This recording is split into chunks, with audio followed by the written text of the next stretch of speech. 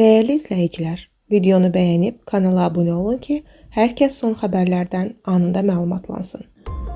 Azərbaycan Dövlət Milli Gənc Tamaşaçılar Teatrının aktrisası Məsumə Babayeva dünyasını dəyişib. Xəbər verilir ki, bu barədə onun yaxınları sosial şəbəkədə paylaşım ediblər. Qeyd olunub ki, 74 yaşlı Məsumə Babayeva vəfat edib.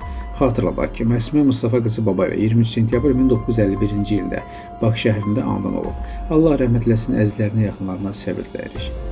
Ötən gün 5 itki düşən şəxs tapılıb. Xəbər verilir ki, bu barədə Daxili İşlər Nazirliyindən məlumat verilir.